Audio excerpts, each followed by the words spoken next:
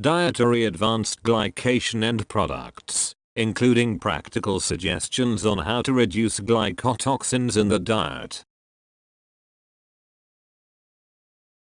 The formation and accumulation of advanced glycation end products has been evidenced to act as mediators in disease pathologies, such as Alzheimer's disease, Parkinson's, end-stage renal disease, pulmonary fibrosis, atherosclerosis, rheumatoid arthritis, sarcopenia, cataracts, and loss of bone density.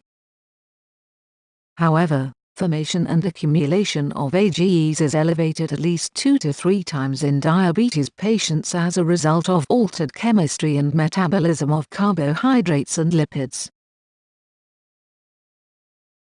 Consequently, dAGEs activate inflammatory and pro-oxidant mechanisms, impair cell signaling pathways, accumulate inside and outside the cell, and alter cellular structure and function, apart from overnutrition or genetic susceptibility, characteristics of microvascular and macrovascular complications in type 2 diabetes.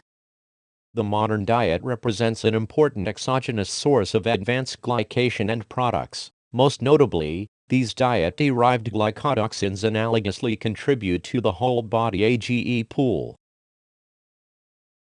However, reduction of dietary advanced glycation end products has been demonstrated to reduce serum levels of glycotoxins between 30 and 40%.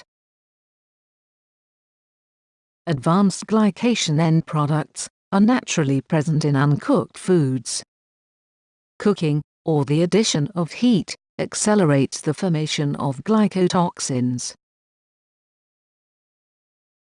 Well, a variety of foods we consume today are exposed to various cooking methods, such as grilling, broiling, roasting, searing, and frying, or to thermal processing. Essentially, these processes provide two benefits: to enhance flavor or appearance, and for safety. To understand the relationship between various cooking methods and the formation of glycotoxins, the database of dietary advanced glycation end products was developed. Foods that were analyzed are representative of archetypal, diverse, northeastern American urban residents.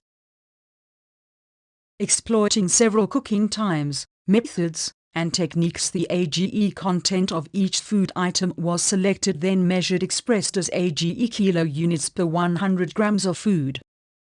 The dAGE database is separated into several categories such as fats, meat and meat substitutes, carbohydrates, combination foods such as hummus, burgers, and sandwiches, and miscellaneous, such as Coke, coffee, and beer.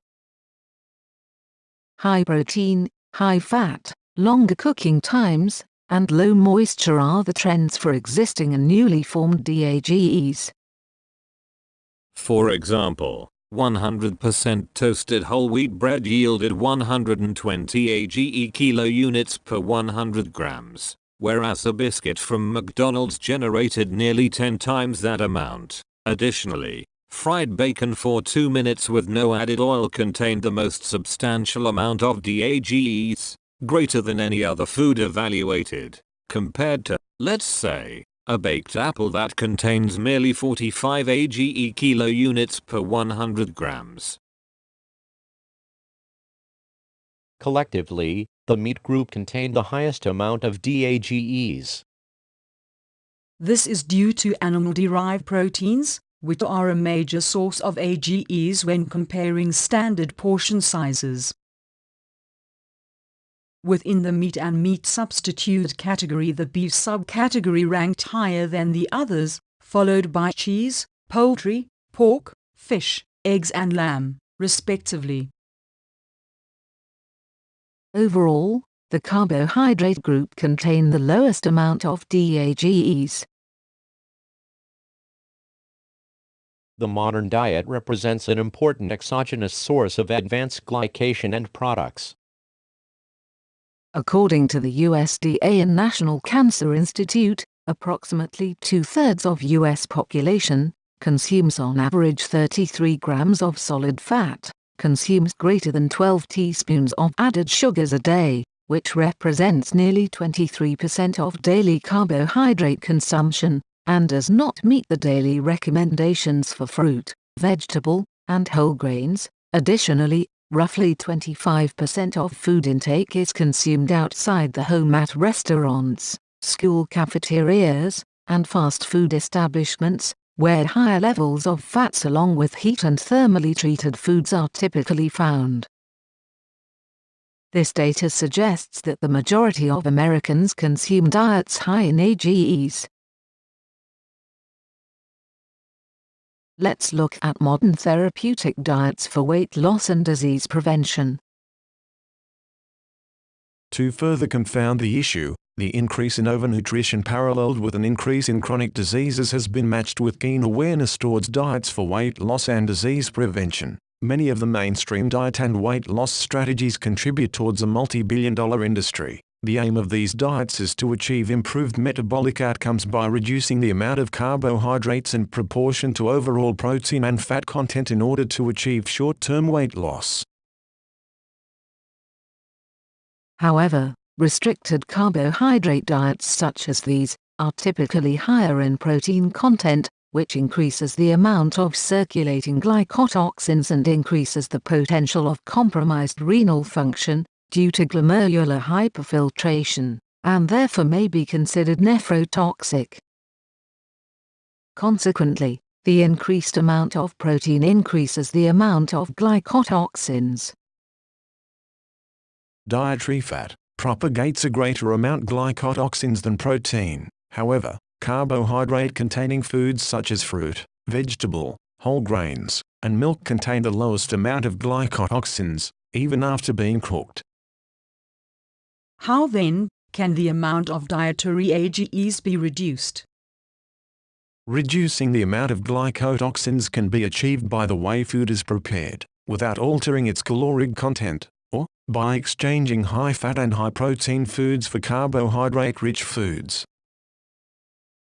For example, boiling or stewing meat instead of broiling or grilling decreases the amount of dAGEs upwards of 60%, or using lemon juice or vinegar prior to cooking limits both oxidation and dAGE formation. Other examples include: consider replacing cereals that are high in sugar and high in fat with cereals that are low in sugar and low in fat, or replace roasted nuts with raw nuts. When eating a salad, consider replacing regular salad dressings for low-fat dressings. When eating outside the home, consider replacing high-fat foods, such as pork bacon and French fries, for turkey bacon and roasted or boiled French fries with no added oil.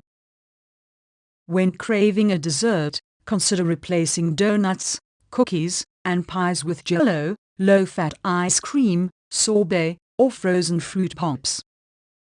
Of importance, reducing dietary glycotoxins in type 2 diabetes has been demonstrated to reduce inflammatory and pro-oxidant markers, and improve insulin resistance as evidenced by elevated adiponectin and improved leptin-adiponectin ratio levels, without restricting energy intake.